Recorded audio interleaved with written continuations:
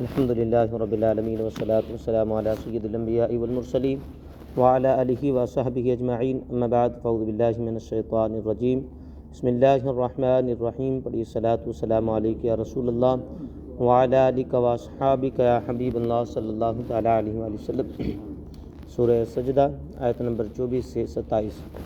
اعوذ باللہ من الشیطان الرجیم، بسم اللہ الرحمن الرحیم۔ وَجَعَلْنَا مِنْهُمْ أَئِمَّةً يَهْدُونَ بِأَمْرِنَا لَمَّا صَبَرُوا وَكَانُوا بِآيَاتِنَا يُوقِنُونَ إِنَّ رَبَّكَ هُوَ يَفْصِلُ بَيْنَهُمْ يَوْمَ الْقِيَامَةِ فِيمَا كَانُوا فِيهِ يَخْتَلِفُونَ۔ اور جب بنی اسرائیل نے صبر کیا تو ہم نے ان میں سے کچھ لوگوں کو امام بنا دیا جو ہمارے حکم سے رہنمائی کرتے تھے اور وہ ہماری آیتوں پر یقین رکھتے تھے۔ بے شک تمہارا رب قیامت کے دن ان میں اس بات کا فیصلہ کر دے گا جس میں وہ اختلاف کرتے تھے۔ یعنی جب بنی اسرائیل نے اپنے دین پر اور دشمنوں کی طرف سے پہنچنے والی مصیبتوں پر صبر کیا تو ہم نے ان میں سے کچھ لوگوں کو امام بنا دیا جو ہمارے حکم سے لوگوں کو خدا عز و جل کی اطاعت، اس کی فرما برداری، اللہ تعالیٰ کے دین اور اس کی شریعت کی پیروی اور تورات شریف کے احکام کی تعمیل کے بارے میں بتاتے تھے، اور وہ ہماری آیتوں پر یقین رکھتے تھے۔ یہ امام بنی اسرائیل کے انبیاء علیہم الصلاۃ تھے یا انبیاء اکرام علیہم الصلاۃ کی پیروی کرنے والے تھے۔ اس آیت سے معلوم ہوا کہ صبر کا ثمرہ اپنی نوعیت کے اعتبار سے بعض اوقات یہ بھی ہوتا ہے کہ صبر کرنے والے کو امامت اور پیشوائی نصیب ہو جاتی ہے۔ صبر کے بارے میں حضرت ابو ہریرہ رضی اللہ تعالیٰ عنہ سے روایت ہے، نبی کریم صلی اللہ علیہ وسلم نے ارشاد فرمایا، بندے کو صبر سے زیادہ کوئی بھلائی عطا نہیں کی گئی ہے، لہٰذا جس پر کوئی آفت یا مصیبت آئی ہو یا وہ کسی پریشانی کا شکار ہو تو اسے چاہیے کہ صبر کرے اور اللہ تعالیٰ کی رضا پر راضی رہے۔ ان ربک یفصل بینہم، بے شک تمہارا رب ان میں فیصلہ کر دے گا، یعنی اللہ تعالیٰ قیامت کے دن انبیاء اکرام علیہم الصلاۃ میں اور ان کی امتوں میں یعنی مومنین اور مشرکین کے درمیان دینی امور میں اس بات کا فیصلہ کر دے گا جس میں وہ اختلاف کرتے تھے اور حق و باطل کو جدا جدا ممتاز کر دے گا۔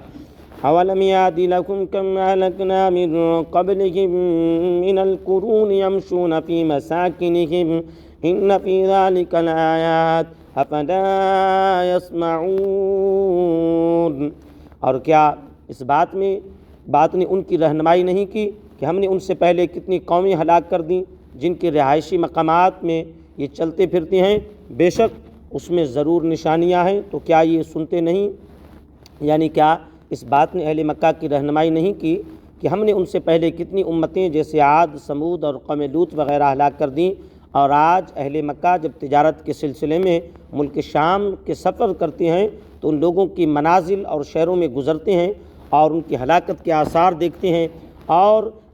ہیں، بے شک اس ہلاکت میں اور اس سے متعلق آثار میں ضرور عبرت کی نشانیاں ہیں، تو کیا یہ قرآن کو غور سے نہیں سنتے جو عبرت اور نصیحت حاصل کریں؟ یاد رہے کہ برباد شدہ لوگوں کی بستیوں کو عبرت کی نگاہ سے دیکھنا بہت اچھا ہے، اور اسی طرح مقبول بندوں کی آثار یعنی مزارات کی زیارت بھی بہت عمدہ ہے۔ پہلے سے گناہوں کا خوف اور دوسرے سے نیکیوں کی محبت پیدا ہوتی ہے۔ اولم یروا انا نسوق الماء الى الارض الجرز فنخرج به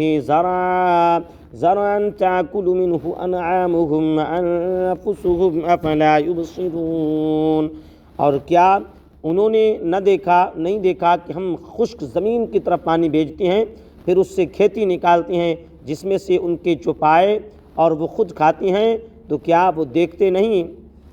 یعنی کیا مرنے کے بعد اٹھائے جانے کا انکار کرنے والوں نے نہیں دیکھا کہ ہم خشک زمین کی طرف جس میں سبزہ کا نام و نشان نہیں ہوتا پانی بھیجتے ہیں، پھر اس زمین سے پانی کے ذریعے کھیتی نکالتے ہیں جس میں سے ان کے چوپائے بوسہ کھاتے ہیں اور یہ لوگ خود غلہ کھاتے ہیں، تو کیا وہ نہیں سمجھتے کہ یہ دیکھ کر اللہ تعالیٰ کی قدرت کے کمال پر استدلال کریں اور یہ سمجھیں کہ جو قادر برحق خشک زمین سے کھیتی نکالنے پر قادر ہے تو وہ مردہ کو زندہ کرنے اور کر دینا اور اس کی قدرت سے کیا بعید ہے، اور وہ ضرور مردوں کو زندگی عطا فرمائے گا۔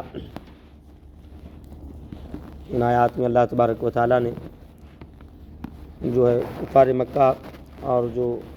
موت کے بعد زندہ کیے جانے کے جو لوگ منکر ہیں ان لوگوں کا رد فرمایا۔ اللہ تبارک و تعالیٰ نے اپنی عظیم نشانیاں بیان فرمائیں۔ اللہ حضور علیہ السلام کے وسیلے سے ہم سب کو قرآن مجید کو صحیح معنوں میں سمجھنے کی توفیق نصیب فرمائے۔ آمین بجاہ النبی الامین صلی اللہ تعالیٰ علیہ وآلہ وسلم۔